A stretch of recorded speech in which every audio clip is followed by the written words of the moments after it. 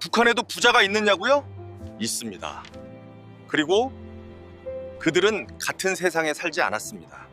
여러분, 혹시 북한 하면 어떤 모습이 떠오르십니까?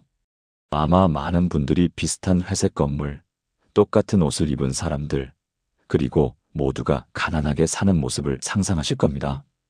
저도 남한에 와서 사람들에게 물어보면 대부분 그렇게 말합니다.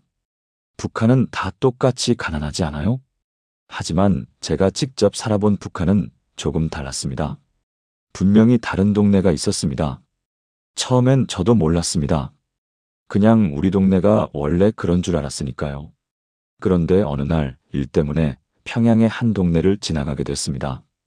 그때 느꼈습니다. 아, 여기는 뭔가 다르다. 그 느낌을 어떻게 설명해야 할까요? 공기가 다른 것 같았습니다. 사람들의 표정이 달랐습니다. 건물의 색깔도, 거리의 분위기도, 심지어 걷는 속도마저 달라 보였습니다. 오늘은 여러분께 그 이야기를 들려드리려 합니다. 북한에도 정말 부자 동네가 있는지, 있다면 누가 살고 왜 그곳만 달랐는지 제가 직접 보고 느낀 것들을 있는 그대로 말씀드리겠습니다. 저는 함경북도의 작은 도시에서 태어났습니다. 우리 동네는 평범했습니다. 아니, 평범하다는 말도 이상하네요. 그냥 그게 전부인 줄 알았으니까요. 낡은 아파트, 꺼지는 전기, 비어있는 배급소. 그게 제가 아는 북한의 전부였습니다. 그런데 26살 되던 해, 저는 처음으로 평양에 갈 기회가 생겼습니다. 당시 저는 무역회사에서 짐을 나르는 일을 했습니다. 정식 직원은 아니었고, 그냥 하루하루 품삯을 받는 일용직이었습니다. 어느 날 회사 사람이 말했습니다. 너 내일 평양 가서 짐 좀 나르고 와. 평양이라니? 저에게 평양은 그야말로 다른 세상이었습니다. 텔레비전에서만 보던 곳, 김일성 광장, 주체 사상탑, 넓은 도로. 설레기도 했지만 솔직히 겁도 났습니다. 평양은 아무나 갈 수 있는 곳이 아니었으니까요. 다음 날 새벽 저는 화물차 뒤에 올라탔습니다. 운전사는 평양을 자주 오가는 사람이었는데 말이 별로 없었습니다. 평양 가면 함부로 돌아다니지 마라. 그냥 짐만 옮기고 나와. 그렇게 몇 시간을 달려 평양에 도착했습니다. 첫인상은 뭐랄까요? 깨끗했습니다. 우리 동네와는 확실히 달랐습니다. 도로도 넓고 건물도 높고 사람들도 많았습니다. 하지만 그게 전부가 아니었습니다. 짐을 내려놓을 곳은 대동강 근처의 한 건물이었습니다. 거기서 일을 마치고 잠깐 쉬는 시간에 저는 주변을 둘러봤습니다. 그때였습니다. 조금 떨어진 곳에 보이는 아파트 단지. 처음엔 그냥 평양의 아파트려니 했는데 뭔가 이상했습니다. 다른 곳과 색깔부터 달랐습니다. 평양의 다른 아파트들은 대부분 회색이거나 연한 노란색이었는데 그곳은 하얀색이었습니다. 그리고 베란다마다 뭔가가 걸려 있었습니다. 가까이 가보니 빨래였는데 그 빨래도 달랐습니다. 색깔 있는 옷들이 많았습니다. 우리 동네에서는 거의 보지 못한 옷들이었습니다. 여기는 뭐 하는 동네예요? 함께 온 다른 일꾼에게 물었습니다. 그는 잠깐 그 아파트를 바라보더니 작은 목소리로 말했습니다. 저기는 간부들 사는 데야. 우리 같은 사람들은 들어갈 수도 없어. 간부들? 그때 저는 처음 알았습니다. 북한에도 확실히 다른 동네가 있다는 것을. 그리고 그 다름이 단순히 건물이 새 것이냐, 낡은 것이냐의 차이가 아니라는 것을. 일을 마치고 돌아가는 길, 저는 자꾸만 그 아파트 단지를 뒤돌아봤습니다. 하얀 건물, 깨끗한 거리, 그리고 그곳을 오가는 사람들의 표정. 왜 그랬을까요? 그들의 얼굴에는 우리 동네 사람들에게서 보지 못한 무언가가 있었습니다. 여유, 안정, 아니면 자신감? 정확히 뭐라고 표현할 수는 없지만 분명히 달랐습니다. 그날 밤, 다시 함경북도로 돌아오는 화물차 안에서 저는 계속 생각했습니다. 북한에도 부자가 있구나. 물론 그때는 부자라는 단어를 쓰지 않았습니다. 북한에서 부자라는 말은 조심스러운 단어였으니까요. 하지만 지금 생각해보면 그게 맞는 표현입니다. 그곳은 분명히 부자 동네였습니다. 그 후로 저는 평양에 몇 번 더 갈 기회가 있었습니다. 그리고 갈 때마다 그 동네를 관찰했습니다. 멀리서 조심스럽게 티나지 않게. 왜냐하면 궁금했으니까요. 저 사람들은 대체 어떻게 사는 걸까? 왜 저 동네만 저렇게 다를까? 나와 그들의 차이는 대체 뭘까? 여러분도 궁금하지 않으십니까? 북한에서 부자로 산다는 것은 대체 무엇을 의미할까요? 남한에 와서 사람들과 이야기하다 보면 가끔 이런 질문을 받습니다. 북한에도 부자가 있어요? 돈 많은 사람이요? 그럴 때마다 저는 잠깐 말문이 막힙니다. 어떻게 설명해야 할까 고민하게 됩니다. 왜냐하면 북한에서 잘 산다는 것은 남한과는 완전히 다른 의미였으니까요. 남한에서는 돈이 많으면 부자입니다.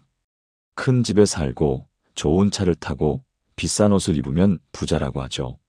하지만 북한에서는 그렇지 않습니다. 북한에서 잘 산다는 것은 돈보다 더 중요한 무언가를 가지고 있다는 뜻이었습니다. 그게 뭐냐고요? 성분입니다. 여러분, 성분이라는 단어를 들어보셨습니까? 북한에서 성분은 그 사람의 모든 것을 결정합니다. 성분이 좋으면 좋은 직장을 가질 수 있습니다. 좋은 집에 살 수 있습니다. 좋은 학교에 갈 수 있습니다.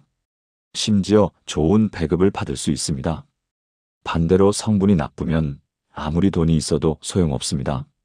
평양에 살 수도 없고 좋은 직장에 들어갈 수도 없습니다. 그럼 성분은 어떻게 결정될까요? 할아버지가 뭘 했는지, 아버지가 어디서 일했는지, 친척 중에 남한으로 간 사람이 있는지, 이런 것들이 모두 기록됩니다. 그리고 그 기록에 따라 사람이 분류됩니다.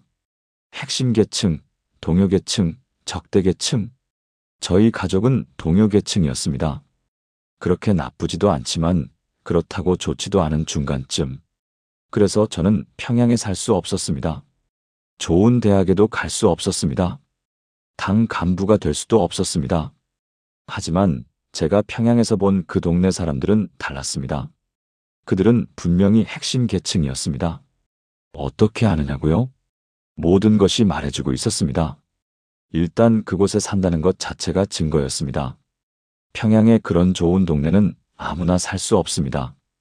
당에서 집을 배정해 주는데 성분이 좋고 지위가 높은 사람만 받을 수 있습니다.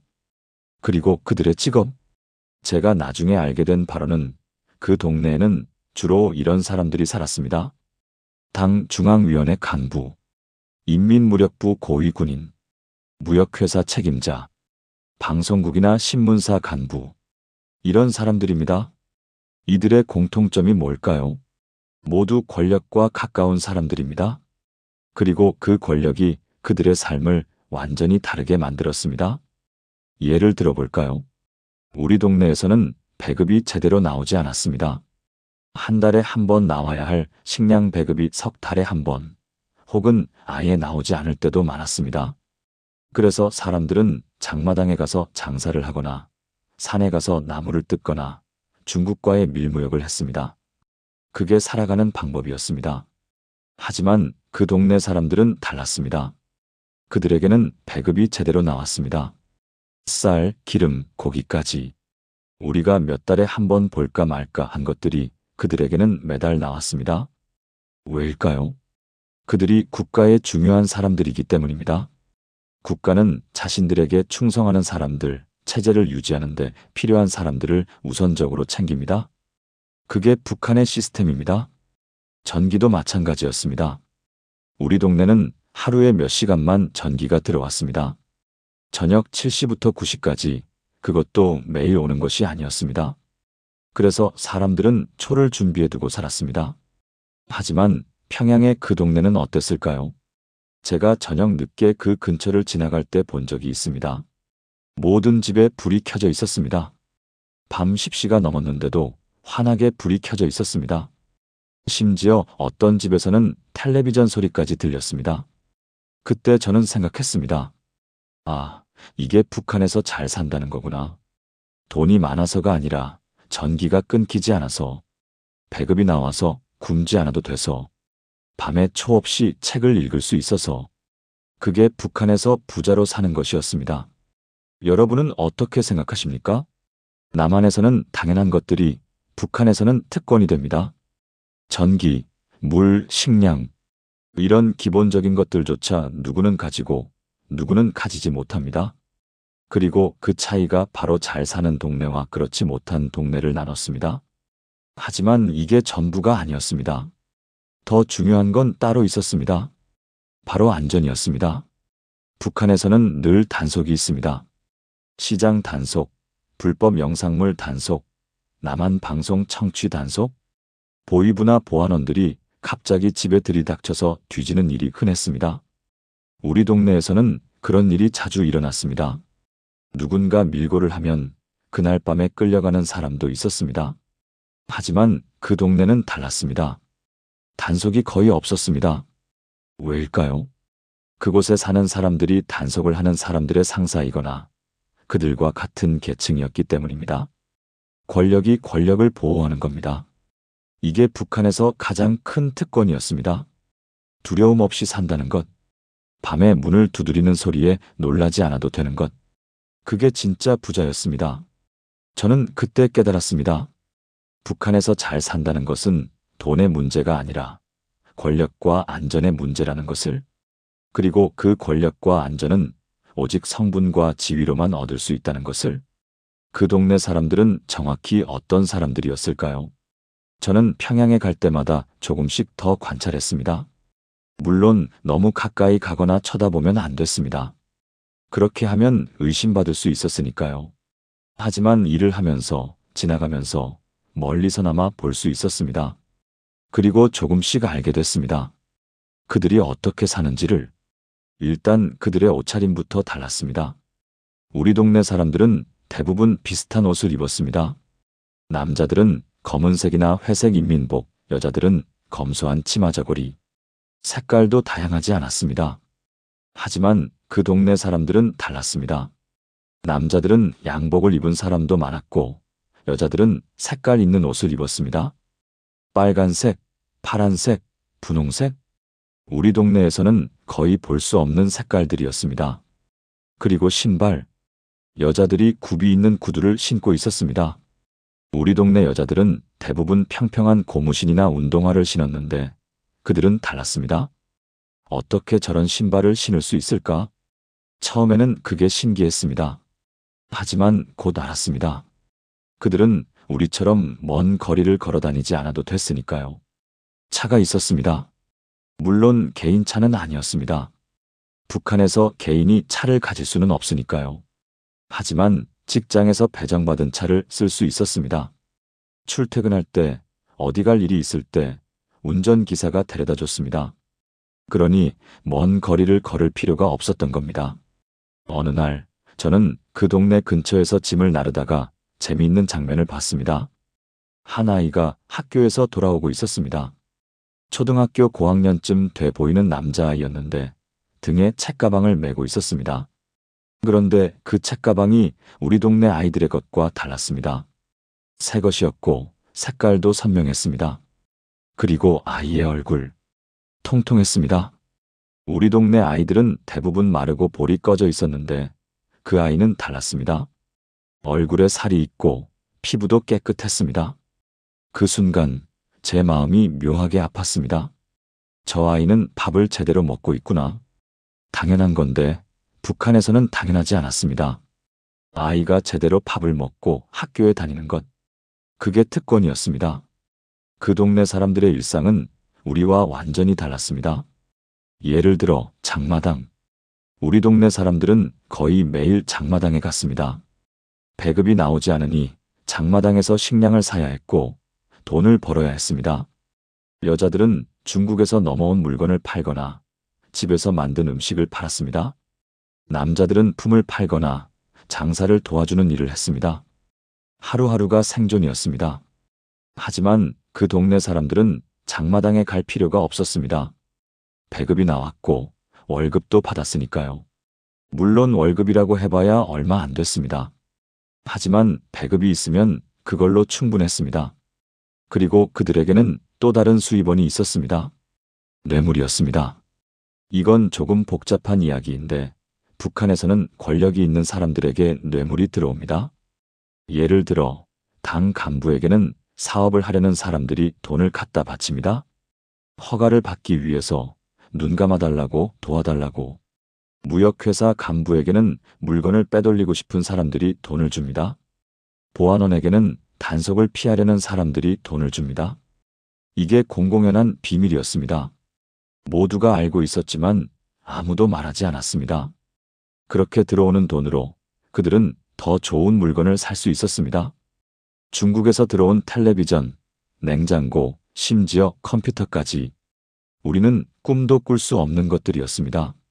한 번은 제가 그 동네 근처 상점에 들어갈 기회가 있었습니다. 간부 전용 상점이었는데 일반 주민은 들어갈 수 없는 곳이었습니다. 저는 짐을 나르는 일로 잠깐 들어갔는데 그때 본 광경을 잊을 수가 없습니다. 진열대에 물건들이 가득했습니다. 비누, 치약, 설탕, 커피, 초콜릿. 우리 동네 상점에는 텅텅 빈 진열대뿐이었는데 그곳은 달랐습니다. 그리고 가격도 쌌습니다. 아니, 정확히 말하면 거의 공짜나 마찬가지였습니다. 국가에서 정한 가격으로 팔았는데 그 가격이 장마당 가격의 10분의 1도 안 됐습니다. 이게 진짜 북한인가? 그때 저는 그런 생각을 했습니다. 같은 나라, 같은 도시에서 이렇게까지 다를 수 있나? 그 동네 사람들에게는 또 하나의 특권이 있었습니다. 의료였습니다.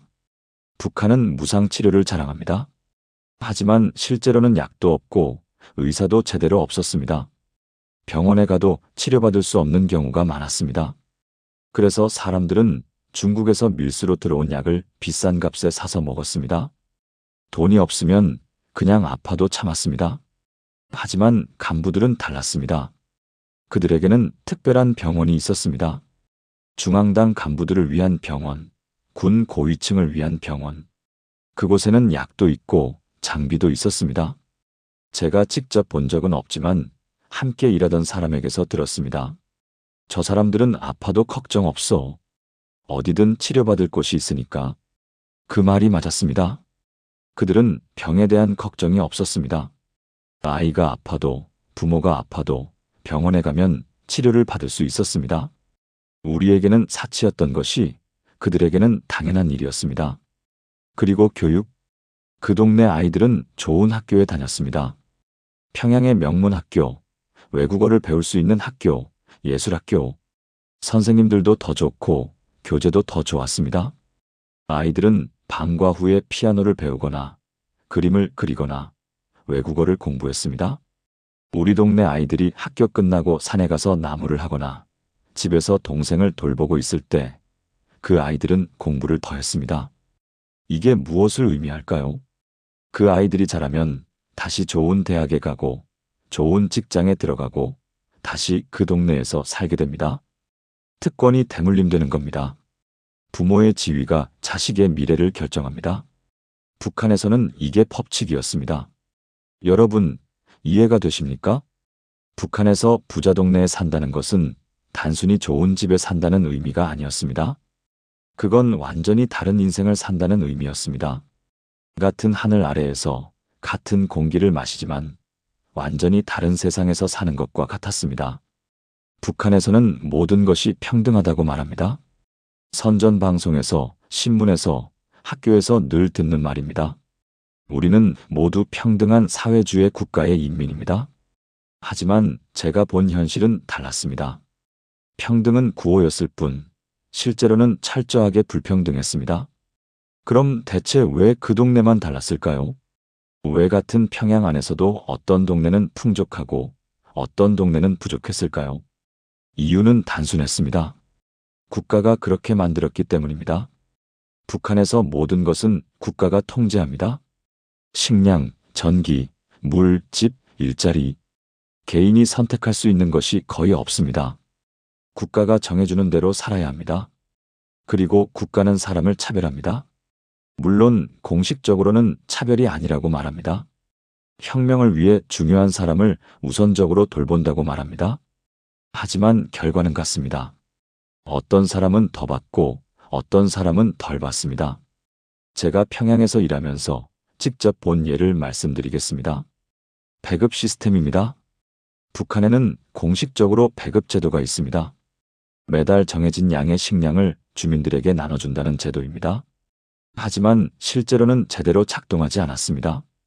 1990년대 고난의 행군 이후로 배급이 거의 끊겼습니다. 우리 동네에서는 몇 달에 한 번 아니면 아예 나오지 않았습니다. 하지만 평양의 그 동네는 달랐습니다. 배급이 매달 나왔습니다. 왜일까요? 북한에는 1호, 2호, 3호 상점이라는 게 있습니다. 1호 상점은 김일성과 김정일을 위한 곳입니다. 2호 상점은 고위 간부들을 위한 곳입니다. 3호 상점은 평양 시민들을 위한 곳입니다. 그리고 일반 지방 주민들은 그냥 장마당에 의존해야 했습니다. 이게 공식적인 차별이었습니다. 법으로 정해진 차별이었습니다. 그 동네 사람들은 2호 상점을 이용할 수 있었습니다. 거기에는 물건이 있었고 가격도 쌌습니다. 반면 우리 같은 사람들은 그런 상점에 들어갈 수도 없었습니다. 출입증이 필요했고 자격이 필요했습니다. 전기도 마찬가지였습니다. 북한의 전력 사정은 매우 나빴습니다. 특히 겨울에는 더 심했습니다. 대부분의 지역에서는 하루에 몇 시간 혹은 하루 걸러 한 번 전기가 들어왔습니다.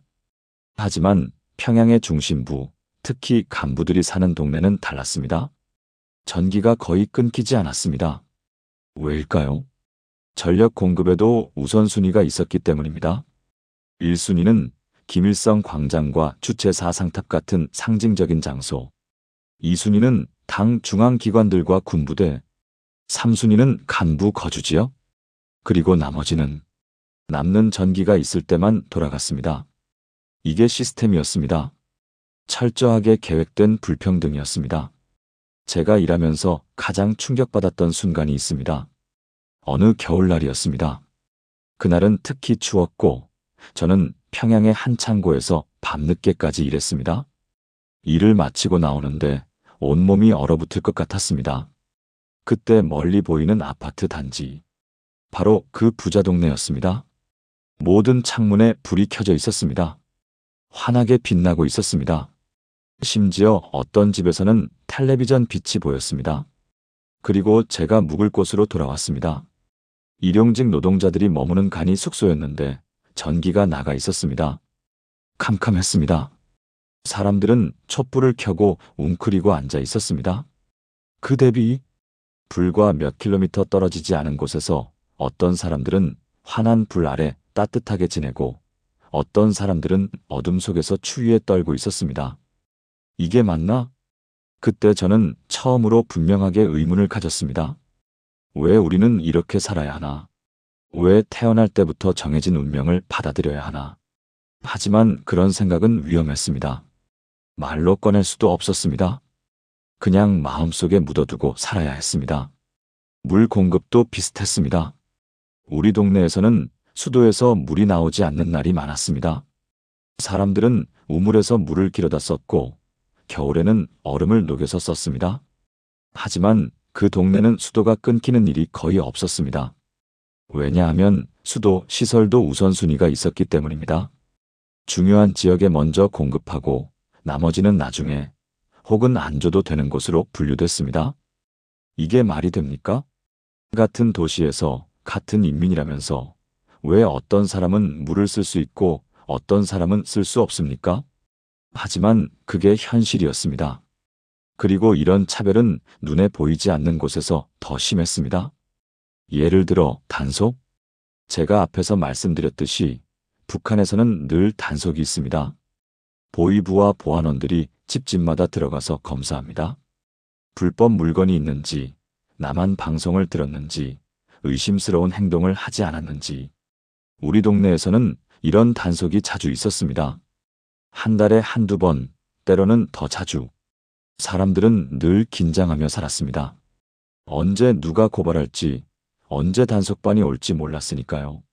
하지만 그 동네는 어땠을까요? 단속이 거의 없었습니다.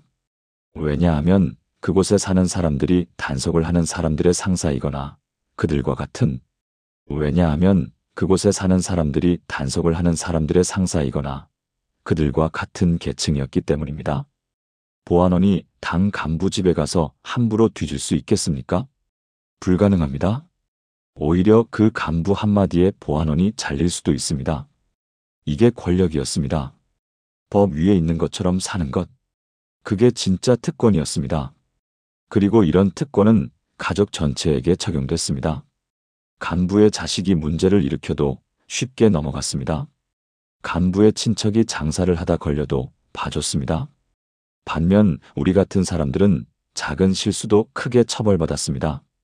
예를 들어 제 친구 하나는 중국 드라마를 봤다가 걸려서 노동단련대에 끌려갔습니다. 6개월 동안 강제 노동을 했습니다. 하지만 제가 아는 한 간부의 아들도 같은 짓을 했는데 아무 일 없었습니다. 아버지가 뒤를 봐줬기 때문입니다. 이게 북한의 현실이었습니다. 법은 있지만 권력 앞에서는 의미가 없었습니다. 그럼 이런 의문이 들 수 있습니다. 왜 사람들은 가만히 있었나요? 왜 불만을 표시하지 않았나요? 대답은 간단합니다. 두려웠기 때문입니다. 불만을 말하는 순간 반당, 반혁명 분자로 찍힙니다. 그러면 끝입니다. 정치범 수용소로 끌려가거나 공개 처형당할 수도 있습니다. 그리고 본인만이 아니라 가족 전체가 피해를 봅니다. 3대가 연좌제로 처벌받습니다. 그러니 누가 감히 불만을 말할 수 있겠습니까? 사람들은 그냥 참고 살았습니다. 원래 그런 거야. 우리 운명이 그런 거지. 저 사람들은 혁명에 기여한 사람들이니까.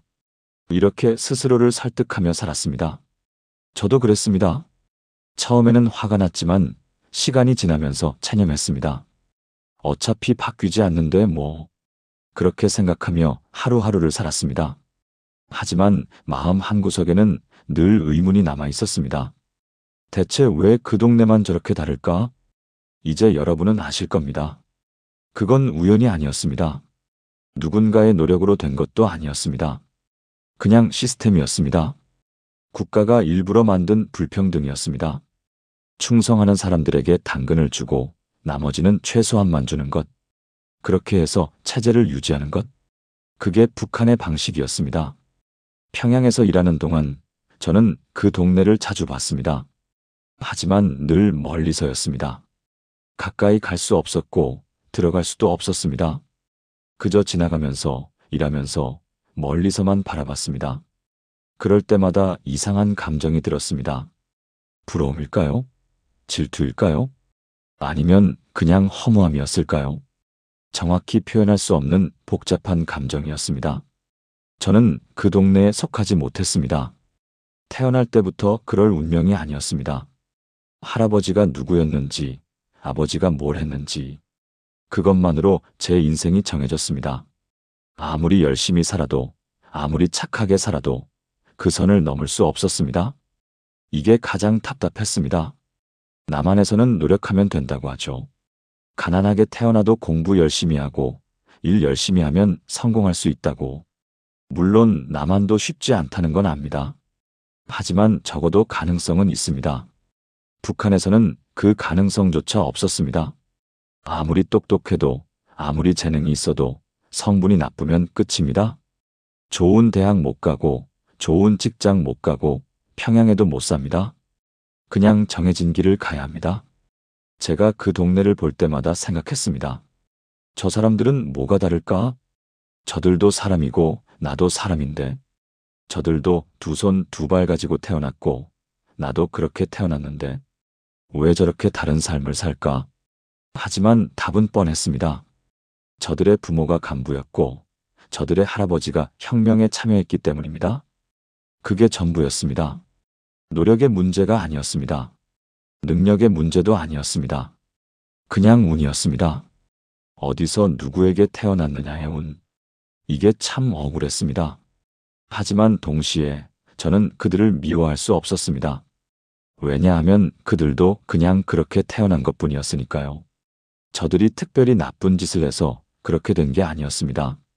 저들도 그냥 주어진 환경에서 살고 있을 뿐이었습니다. 미워해야 할 대상은 따로 있었습니다.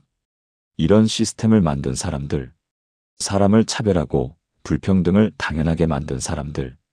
하지만 그들은 너무 높은 곳에 있었습니다. 손도 닿지 않는 곳에. 그래서 그냥 체념했습니다. 이게 내 운명이구나. 그렇게 생각하며 살았습니다. 어느 날 일을 마치고 돌아가는 길에 재미있는 일이 있었습니다. 함께 일하던 아저씨 한 분이 그 동네를 보며 말했습니다. 저기 사는 사람들 부럽지 않냐? 저는 솔직하게 대답했습니다. 부럽죠. 당연히 부럽습니다. 그러자 아저씨가 웃으며 말했습니다. 나도 젊었을 땐 부러웠어. 왜 나는 저렇게 못 사나 싶었지. 근데 나이 먹으니까 알겠더라고. 부러워해봤자 소용없다는 걸. 그 말이 맞았습니다. 부러워해봤자 달라지는 건 없었습니다. 오히려 부러워하면 마음만 더 아팠습니다. 그래서 저는 나중에는 그 동네를 보지 않으려고 했습니다. 일부러 다른 길로 다녔고 일부러 고개를 돌렸습니다. 보지 않으면 덜 아플 것 같았으니까요. 하지만 보지 않는다고 현실이 바뀌는 건 아니었습니다. 그 동네는 여전히 거기 있었고 저는 여전히 여기 있었습니다. 그 거리는 절대 좁혀지지 않았습니다. 여러분도 그런 경험 있으십니까? 가질 수 없는 것을 보는 기분, 닿을 수 없는 곳을 바라보는 기분. 북한에서 저는 늘 그랬습니다. 멀리서만 바라봤습니다. 제가 속할 수 없는 세상을, 제가 살 수 없는 삶을, 그리고 그게 당연하다고 생각하며 살았습니다. 하지만 가끔은, 정말 가끔은 이런 생각을 했습니다. 만약 내가 저 동네에서 태어났다면? 만약 내 할아버지가 다른 사람이었다면? 그러면 제 인생이 어떻게 달라졌을까요? 아마도 저는 좋은 학교에 갔을 겁니다. 좋은 대학에 가고 좋은 직장에 들어갔을 겁니다. 결혼도 더 좋은 사람과 했을 겁니다. 아이들도 더 좋은 환경에서 키웠을 겁니다. 그리고 저도 그 하얀 아파트에 살면서 전기 걱정 없이, 배급 걱정 없이, 단속 걱정 없이 살았을 겁니다. 하지만 그건 상상일 뿐이었습니다. 현실은 달랐습니다. 저는 그 동네와 먼 곳에서 태어났고 그곳과는 다른 삶을 살았습니다. 그리고 그게 제 운명이라고 받아들였습니다. 적어도 북한에 있을 때는요. 북한에서는 모두가 그렇게 살았습니다. 정해진 자리에서 정해진 대로 불평 없이. 그게 살아가는 방법이었습니다. 하지만 마음속 깊은 곳에서는 늘 알고 있었습니다. 이게 옳지 않다는 것을, 사람이 태어난 배경으로 차별받는 게 잘못됐다는 것을 그저 입 밖으로 꺼낼 수 없었을 뿐이었습니다. 지금 돌이켜보면 그 시절이 참 안타깝습니다. 제 젊은 시절, 제일 열심히 살아야 할 나이에 저는 그저 정해진 틀 안에서만 살았습니다. 더 큰 꿈을 꿀 수도 없었고 더 나은 삶을 상상할 수도 없었습니다. 그냥 주어진 대로 살았습니다. 여러분은 어떠십니까? 원하는 삶을 살고 계십니까? 적어도 그럴 수 있는 가능성은 있으십니까? 남한에서는 그게 가능하다고 생각합니다. 쉽지는 않아도 적어도 시도는 해볼 수 있습니다. 북한에서는 시도조차 할 수 없었습니다. 북한을 떠난 지 이제 꽤 됐습니다. 남한에서 살면서 저는 많은 것을 배웠습니다. 그리고 많은 것을 다시 생각하게 됐습니다. 특히 그 부자 동네에 대해서요. 북한에 있을 때는 그냥 저 사람들은 잘 사는 사람들이구나 정도로만 생각했습니다. 하지만 지금 생각해보면 그 동네는 단순히 잘 사는 동네가 아니었습니다. 그건 북한 체제의 축소판이었습니다. 북한이 어떻게 돌아가는지, 누가 권력을 가지고 있는지, 그 권력이 어떻게 작동하는지, 그 모든 것이 그 동네에 담겨 있었습니다. 생각해보세요. 북한은 평등을 외칩니다. 모두가 평등한 사회주의 낙원이라고 말합니다. 하지만 실제로는 철저하게 불평등합니다. 일부 사람들에게만 특권을 주고 나머지는 최소한의 것만 줍니다. 왜일까요? 그래야 체제가 유지되기 때문입니다. 충성하는 사람들에게 보상을 주고 그들이 계속 충성하게 만듭니다. 그리고 그 충성을 통해 권력을 지킵니다. 그 부자 동네는 바로 그 충성의 보상이었습니다. 당신이 우리에게 충성하면 당신과 당신 가족은 이렇게 살 수 있습니다. 그런 메시지였습니다. 그리고 그게 효과가 있었습니다. 간부들은 자신의 특권을 지키기 위해 더 열심히 체제에 충성했습니다. 그들의 자식들도 그 특권을 물려받기 위해 당에 충성했습니다. 이렇게 특권이 대물림되고 충성이 대물림됩니다. 그리고 그 과정에서 북한 사회는 점점 더 고착됩니다. 위는 계속 위에 있고 아래는 계속 아래에 있습니다. 바뀔 수가 없습니다. 남한에 와서 저는 이런 말을 들었습니다. 북한은 왜 변하지 않을까요? 왜 사람들이 혁명을 일으키지 않을까요? 그 질문에 이제 답할 수 있습니다. 부자 동네 때문입니다. 아니, 정확히 말하면 부자 동네가 상징하는 시스템 때문입니다. 권력을 가진 사람들은 그 권력을 지키고 싶어 합니다. 그들에게는 변화가 위협입니다. 체제가 바뀌면 자신들의 특권도 사라질 테니까요. 그래서 그들은 체제를 지킵니다. 강력하게, 무자비하게. 그리고 일반 주민들은 너무 약합니다. 먹고 사는 것만으로도 힘겹습니다. 혁명을 생각할 여유도, 힘도 없습니다. 그리고 무엇보다 두렵습니다. 잘못하면 가족 전체가 죽을 수도 있으니까요. 이게 북한이 변하지 않는 이유입니다.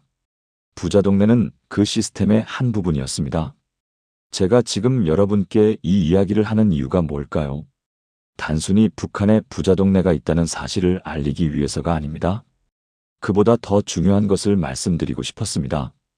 불평등이 어떻게 시스템이 되는지, 그 불평등이 어떻게 사람들의 삶을 결정하는지, 그리고 그것이 얼마나 잘못된 것인지.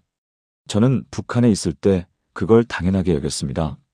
원래 그런 거지 뭐. 하지만 지금은 압니다. 그게 당연한 게 아니라는 것을. 사람이 태어난 배경으로 차별받아서는 안 된다는 것을. 모든 사람이 최소한의 존엄을 가지고 살 권리가 있다는 것을. 여러분도 그렇게 생각하시죠? 남한에서 살면서 저는 가끔 뉴스를 봅니다. 북한 소식을 전하는 뉴스요. 그럴 때마다 생각합니다. 지금도 저 부자 동네는 있을까? 지금도 사람들은 그 동네를 멀리서만 바라보고 있을까? 아마 그럴 겁니다. 제가 떠난 후에도 그 시스템은 계속 작동하고 있을 겁니다. 어떤 사람들은 여전히 특권을 누리고 어떤 사람들은 여전히 가난하게 살고 있을 겁니다. 그게 슬픕니다. 하지만 동시에 저는 희망도 가지고 있습니다. 언젠가는 변할 거라고. 언젠가는 북한 사람들도 자신이 원하는 삶을 선택할 수 있을 거라고. 부자 동네와 가난한 동네의 구분이 없어질 거라고. 그날이 언제일지는 모르겠습니다. 제가 살아있을 때 올지도 모르겠습니다. 하지만 분명히 올 거라고 믿습니다. 여러분은 어떻게 생각하십니까? 북한도 변할 수 있을까요? 저는 가능하다고 생각합니다. 쉽지는 않겠지만 불가능하지는 않습니다. 역사를 보면 변하지 않을 것 같던 나라들도 결국 변했습니다. 북한도 그럴 수 있습니다. 다만 시간이 필요할 뿐입니다. 그리고 그 시간 동안 많은 사람들이 고통받겠죠. 그게 제일 안타깝습니다. 마지막으로 하나만 더 말씀드리고 싶습니다. 북한의 부자 동네 이야기는 사실 우리 모두의 이야기입니다. 어느 사회든 어느 나라든 불평등은 있습니다. 정도의 차이가 있을 뿐이죠. 남한도 완벽하게 평등한 사회는 아닙니다. 부자와 가난한 사람이 있고 기회가 많은 사람과 적은 사람이 있습니다. 하지만 중요한 건 그 불평등을 줄이려는 노력입니다. 완전히 없앨 수는 없어도 줄일 수는 있습니다. 그리고 최소한 모든 사람이 인간답게 살 수 있는 기본을 보장하려는 노력. 그게 중요합니다. 북한에는 그런 노력이 없었습니다. 오히려 불평등을 이용했습니다. 그게 북한과 다른 나라의 차이입니다. 저는 남한에 와서 배웠습니다. 완벽한 사회는 없지만 더 나은 사회를 만들려는 노력은 할 수 있다는 것을. 그리고 그 노력 속에 희망이 있다는 것을. 여러분, 긴 이야기 들어주셔서 감사합니다. 오늘 저는 북한의 부자 동네에 대해 말씀드렸습니다. 그곳이 어떤 곳이었는지, 누가 살았는지, 왜 달랐는지, 그리고 그것이 무엇을 의미하는지. 제가 이 이야기를 하는 동안 혹시 불편하셨을 수도 있습니다. 너무 어둡고 너무 불평등한 이야기였으니까요. 하지만 이게 현실이었습니다. 제가 직접 보고 느낀 현실이었습니다. 지금 이 순간에도 북한 어딘가에서는 누군가 그 부자 동네를 멀리서 바라보고 있을 겁니다. 저처럼 부러워하면서도 체념하면서. 그 사람들을 생각하면 마음이 아픕니다. 하지만 저는 이제 이 이야기를 할 수 있습니다. 북한을 떠났고 자유로운 곳에서 살고 있으니까요. 그게 제가 가진 작은 특권이라면 특권입니다. 여러분은 오늘 이 이야기를 듣고 무엇을 느끼셨습니까? 분노? 슬픔? 안타까움? 어떤 감정이든 괜찮습니다. 중요한 건 이런 현실이 있다는 것을 아는 것입니다. 그리고 그것에 대해 생각해 보는 것입니다. 북한의 부자 동네. 그건 단순히 좋은 집이 모여 있는 곳이 아니었습니다. 그건 권력의 상징이었고, 불평등의 증거였고, 체제의 축소판이었습니다. 그리고 그 모든 것이 지금도 계속되고 있습니다. 언젠가 북한이 변하는 날이 오면 그 동네도 변할 겁니다. 더 이상 특권의 상징이 아니라 그냥 평범한 동네가 될 겁니다. 그날이 오길 바랍니다. 진심으로. 그때까지 저는 이런 이야기를 계속 전하겠습니다. 잊혀지지 않도록, 변화가 오도록. 오늘도 들어주셔서 감사합니다. 여러분, 편안한 밤 되십시오. 구독과 좋아요는 모란봉 TV 제작에 큰 도움이 됩니다.